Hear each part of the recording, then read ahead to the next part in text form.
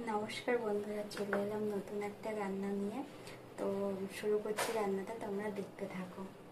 তো আমি আজকে রান্না করছি পটল দিয়ে আলু দিয়ে নিরামিষে একটা তরকারি, কিন্তু খুব টেস্টি আর খুব সুন্দর হবে। যারা খেতে পছন্দ করো না তাদেরও খেতে ভালো লাগবে। তো চলো দেখাই কি কি লাগছে রান্নাটাতে। পটল, আলু, যে ছোট ছোট সয়াবিন হয়, এই যে ভিজিয়ে রেখেছিলাম ছোট ছোট সয়াবিন, আর এই যে অল্প একটু মসুর ডাল, আর এতে আছে দুটো তেজপাতা, একটু আদা আর 3টে লঙ্কা। আমি এখন গ্যাসটা জ্বালিয়ে দেবো। কড়াটা গরম হতে থাক, ততক্ষণে আমি সয়াবিনগুলো জল থেকে নিংড়ে নিংড়ে তুলে নিই। এই যে আমার সব সয়াবিন তুলে নেওয়া হয়ে গেছে। তো এবারে কড়াইটা গরম হয়ে গেছে, কড়াইতে এবার তেল দেবো।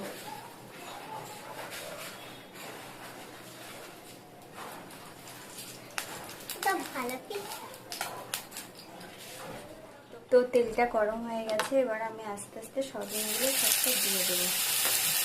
সয়াবিনগুলো দিয়ে দিলাম। তাতে আমি সামান্য একটু লবণ দিয়ে দেবো।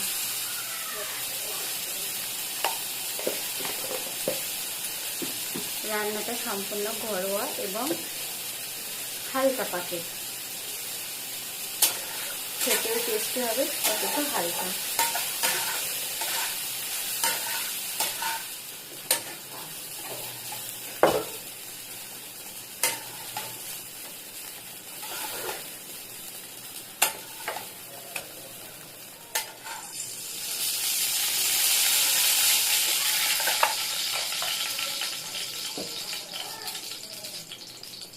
তেলটা দিয়ে দিলাম, জিরে ফোড়ন দেব। যারা জিরে না খাও পাঁচ ফোড়নও দিতে পারো। তো আমি দিয়ে দিলাম পাঁচ ফোড়নটাকে। তো যে দুটো তেজপাতা আমি রেখেছিলাম সে দুটো দিয়ে দেবো।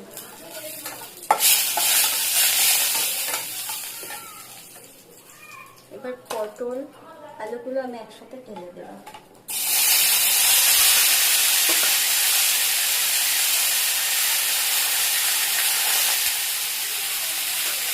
এই যে 3টে লঙ্কা দিয়েছিলাম, সে 3টে লঙ্কা একটু ছিঁড়ে আমি দিয়ে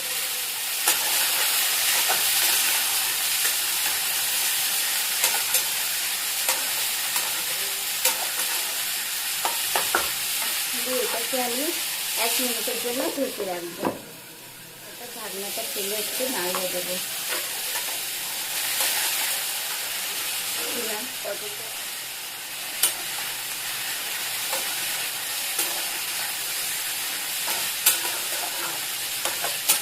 স্বাদ মতো লবণ দিয়ে দেবো।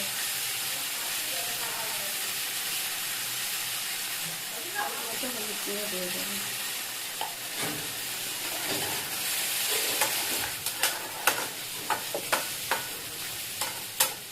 পরিমাণ মতো জিরে গুঁড়ো দিয়ে দেবো। পরিমাণ মতো ধনে গুঁড়ো দিয়ে দেবো।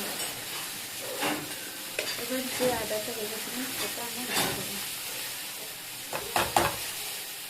এবারে আমি একটু জল দিয়ে দেবো।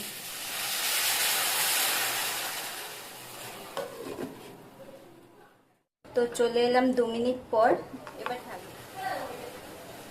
এবার এটাকে নেড়ে দেবো।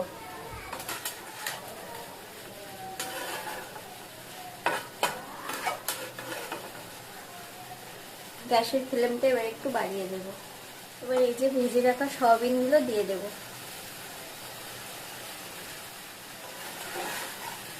এবার সয়াবিনটার সঙ্গে ভালো করে মিশিয়ে দেবো। আর একটু ভাজা ভাজা করে নেব। যে আমি একটু চিনি দিয়ে দিলাম। নিরামিষ তরকারিতে একটু চিনি না দিলে ভালো লাগে না। তো বন্ধুরা দেখো, তরকারিটা আমার ভালো করে ভাজা হয়ে গেছে। এই যে ভাজাটা খুব সুন্দর হয়ে গেছে। এবার আমি জল ধরে দেবো।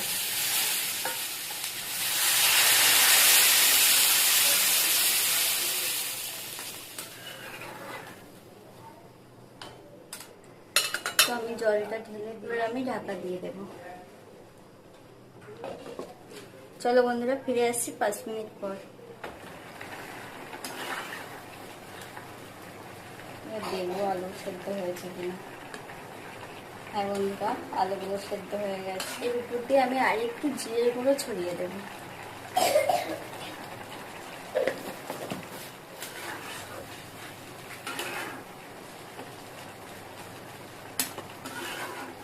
এবারে আমি দিয়ে দেবো একটু গরম মশলার গুঁড়ো।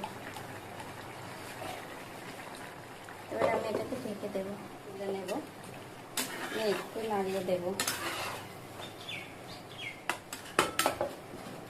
বন্ধুরা, তরকারিটা একেবারে রেডি হয়ে গেছে, এবার আমি নামিয়ে নেব।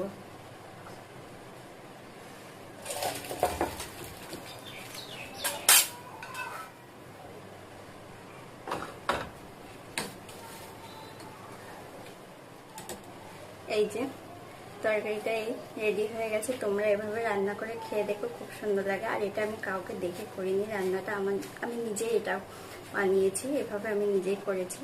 তো মাঝে মধ্যে অন্যরকম করে খেতে ইচ্ছা করে, তো সেটা আমি তোমাদের সাথে শেয়ার করলাম। তো টাটা।